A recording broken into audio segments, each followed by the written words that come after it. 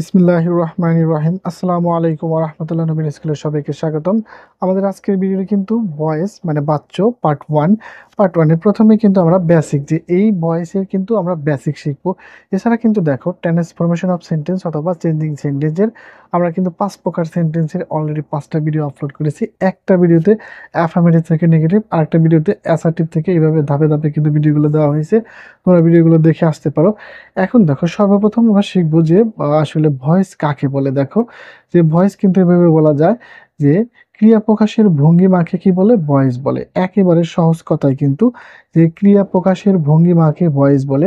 অথবা তুমি এভাবে কিন্তু বলতে পারো, দেখো দেখো এছাড়া তো কিন্তু তুমি এভাবে বলতে পারো ভার্ব যে রূপ তার সাবজেক্টটি সক্রিয় না নিষ্ক্রিয় তা নির্দেশ করে তাকেও কিন্তু ভয়েস বলে। তাকে কি বলে, ভয়েস বলে। তুমি যেভাবে ইচ্ছে সেভাবে কিন্তু সংজ্ঞাটা দিতে পারো।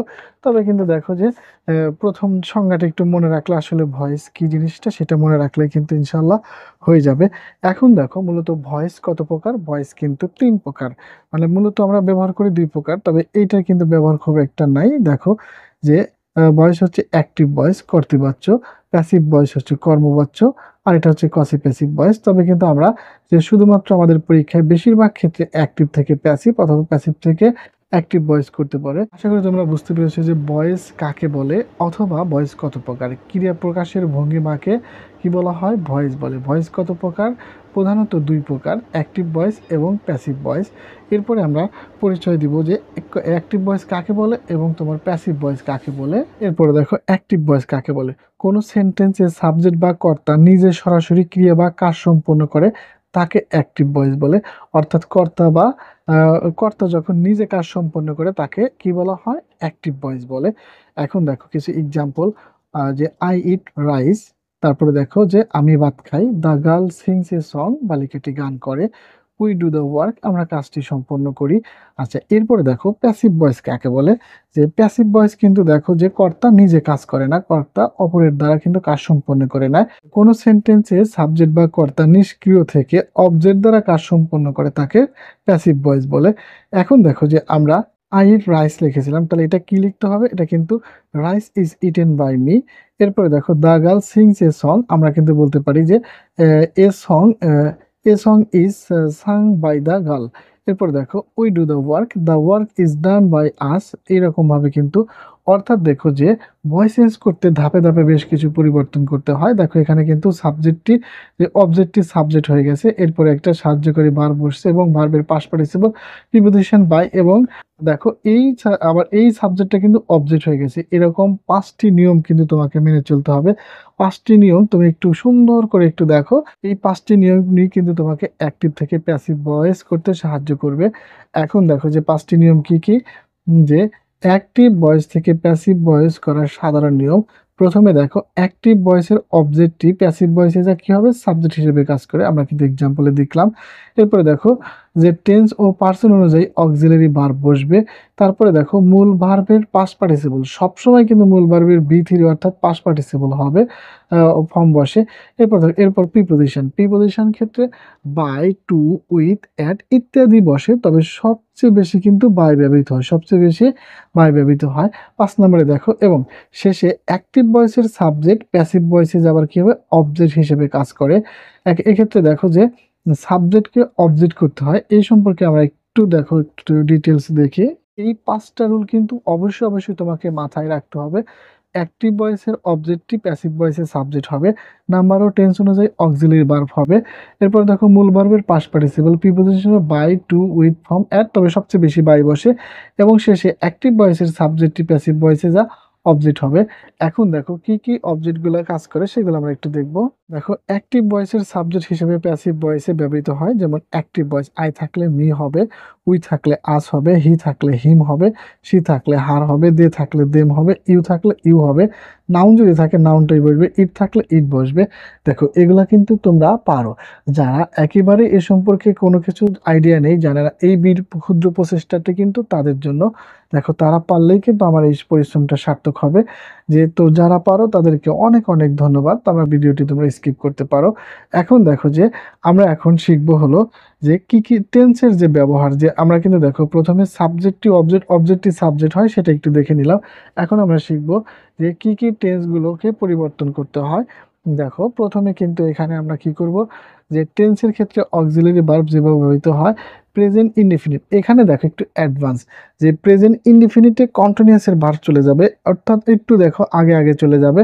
দেখো এখানে কিন্তু আমরা জানি এস বা ইয়েস বা ডুরাস কিন্তু প্যাসিভ ভয়েস করার সময় প্রেজেন্ট টেন্সে কিন্তু অ্যাম ইজ আর হবে ভার্বের পাস্ট পার্টিসিপল। তাহলে এখন দেখো প্রেজেন্ট কন্টিনিউয়াসে কিন্তু অ্যাম ইজ আর হয়, তাহলে এখানে অতিরিক্ত ভার্ব যুক্ত হবে, সেটা কি বিং। তাহলে অ্যাম being, is being, are being হয়ে যাবে এবং সেখানে ক্ষেত্রেও কিন্তু ভার্বের পাস্ট পার্টিসিপল হয়ে যাবে।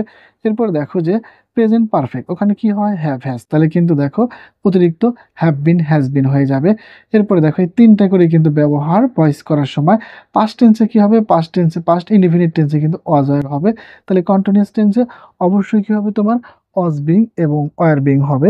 এরপরে দেখো এরপরে দেখো যদি পাস্ট পারফেক্ট হয় তাহলে সেটা কিন্তু হ্যাড বিন হবে, ফিউচার ইনডিফিনিট থাকলে উইল বি শ্যাল বি থাকবে, আর ফিউচার কন্টিনিউসে তাহলে কি হবে will be being shall be being, এবং ফিউচার পারফেক্টে will have been shall have been. আশা করি তোমরা টেন্সটা ধরতে পেরেছো যে ভয়েসের পাঁচটি পরিবর্তনের পর সাবজেক্ট অবজেক্ট পরিবর্তন, এরপরে এই টেন্স, এর বাইরে কিন্তু কোনো টেন্স ব্যবহৃত হয় না। তোমরা একটা স্ক্রিনশট নিয়ে নিতে পারো, যে সুন্দরভাবে কিন্তু এই টপিকসগুলো মনে রাখবে। এরপরে আমরা কি করব, বেশ কিছু এক্সাম্পল দিব তোমাদের টেন্স থেকে কি কি পরিবর্তনে আমাদের ভয়েস করতে হয়। এরপরে দেখো আমরা কিছু এক্সাম্পল রেখেছি, এতক্ষণ বেশ যে বিষয়গুলো আমরা একটু দেখলাম তোমাদের আইকিউ টেস্ট করতে পারি, যে তোমরা একটা কি করতে পারো, ভিডিওটা স্টপ করে নিজে নিজে প্রশ্নগুলো তুলে উত্তর করে নিতে পারো। তাহলে দেখো প্রথমেই কি রেখেছি, যে he does not write a letter. আচ্ছা তাহলে প্রথমে কিন্তু আমরা শিখেছিলাম কি হবে, অ্যাক্টিভ ভয়েস থেকে প্যাসিভ ভয়েস করার সময় এই যে অবজেক্টটি সাবজেক্ট হয়ে যাবে, তাহলে কি হবে এ লেটার। আচ্ছা এ লেটার একটু লিখবো, লেখার পরে কি হবে, এখানে কিন্তু অবশ্যই অবশ্যই সাহায্যকারী ভার্ব হবে, এটা কিন্তু প্রেজেন্ট টেন্স, তাহলে অবশ্যই এ লেটারের সাথে কি হয় ইজ হয়। তাহলে একটু দেখো আগে একটু মিলিয়ে নেই, যে এ লেটার ইজ, তারপরে কি হবে দেখো এই যে রাইট থেকে কি হবে, অবশ্যই রাইট রোড রিটেন কিন্তু হবে ভার্বের বি3। তাহলে এ লেটার, এইরকম ভাবে কিন্তু আমরা অ্যান্সারগুলো একটু করে দিব, এইভাবে কিন্তু অ্যান্সারটা করে দিব। ওখানে কিন্তু নট আছে, তাহলে কিন্তু এখানে নটটা অবশ্যই অবশ্যই বসবে। দেখো অ্যান্সার প্রথমটা কি হলো, সাবজেক্ট, এই যে অবজেক্টিভ সাবজেক্ট এ লেটার, একটা সাহায্যকারী ভার্ব ইজ, নেগেটিভ থেকে নেগেটিভই করে দিলাম, এ লেটার ইজ নট। এবং দেখো রাইট রোড রিটেন ভার্বের পাস্ট পার্টিসিপল, একটা প্রিপোজিশন কিন্তু দিতেই হবে, প্রিপোজিশন হি থেকে কি হয় হিম হয়ে গেল। আশা করি তোমরা রুলটি বুঝতে পেরেছো। এখন দেখো the boys are playing cricket. আচ্ছা এখন দেখো যে বালকেরা ফুটবল খেলতেছিল, তাহলে এখন আমরা কি লিখবো, তাহলে এখন দেখো এই যে ক্রিকেট, এই ক্রিকেটটাই সাবজেক্ট, এবং দেখো এখানে অতিরিক্ত যে এম ইজ আর কিন্তু রয়ে গেছে প্রেজেন্ট কন্টিনিউয়াস টেন্স, তাহলে অতিরিক্ত বার কি হবে, ক্রিকেটের সাথে ইজ হয় তাহলে কিন্তু ইজ বিং হবে, এবং প্লেটই থাকবে বাই দা। তাহলে অ্যান্সারটি ক্রিকেট ইজ বিং। এই দেখো অতিরিক্ত কিন্তু ইজ এর সাথে বিং যুক্ত করলাম, এখানে কিন্তু ক্রিকেটের সাথে আর হবে না বিং, প্লেটই থাকলো বাই দা বয়েজ। এরপরে দেখো ইউ ডিড দ্য ওয়ার্ক, দেখো এটা কোন টেন্সে রয়েছে, এটা অবশ্যই পাস্ট টেন্সে রয়েছে, তাহলে দ্য ওয়ার্ক কিন্তু ওয়াজ হবে, ওয়াজ ডান বাই ইউ। দেখো 3 নম্বরের অ্যান্সারটা দ্য ওয়ার্ক, এই যে the work was done by you, আর ইউ থাকলে কিন্তু ইউ হয়। যে আশা করি তোমরা বুঝতে পেরেছো কয়টা পরিবর্তন, 5টা পরিবর্তন। দেখো যে প্রথমে কিন্তু অবজেক্টিভ সাবজেক্ট হয়েছে, অক্সিলারি ভার্ব বসেছে, ভার্বের পাস্ট পার্টিসিপল বসেছে, প্রিপোজিশন বাই বসেছে, এবং আবার দেখো সাবজেক্টটি অবজেক্ট হয়ে গেছে। এরপরে দেখো মাদার হ্যাড টেকেন মেডিসিন, তাহলে অবশ্যই কি করবো, মেডিসিন থেকে সাবজেক্টটা শুরু করে দিব। তাহলে অ্যান্সারটি মেডিসিন হ্যাড বিন, হ্যাড থাকার কারণে কিন্তু অতিরিক্ত বিন যুক্ত হলো, হ্যাড বিন টেকেনই হলো বাই মাদার। দেখো এখানে থার্ড পার্সন যা থাকবে তাই কিন্তু বসে যাবে। তাহলে এখন দেখো I will buy A toy, তাহলে এখানে অবজেক্ট কি এ টয়, তাহলে কিন্তু সাবজেক্ট আমরা বানাবো এ টয়। উইল তো আগের থেকেই রয়েছে, তাহলে কিন্তু উইল অতিরিক্ত বি যুক্ত করতে হবে, এবং বাই থেকে বথ হবে, এবং বাই অবশ্যই আই থেকে কি হবে মি হয়ে যাবে। তাহলে দেখো answer a toy will be both by me, এই যে 5টা পরিবর্তন। অর্থাৎ কিন্তু দেখো আমাদের আজকের এই টপিকটি শুধুমাত্র ভয়েসের বেসিক আলোচনা, টেন্স, সাবজেক্ট অবজেক্ট এবং টেন্সের কিছু এক্সাম্পল, এবং দেখো যে কাকে বলে কত প্রকার কি কি। এর পরবর্তী ভিডিওতে আমরা কিন্তু রুল প্র্যাকটিস করাবো, অ্যাক্টিভ থেকে প্যাসিভ, কসিভ প্যাসিভ, দেখো রিকগনাইজ, যত রকমের ভয়েস আছে সমস্ত ভয়েসগুলো ভিডিও একাধারে আপলোড করতে থাকবো। তোমরা সাবস্ক্রাইব করে আমাদের পাশেই থাকো। আল্লাহ হাফেজ।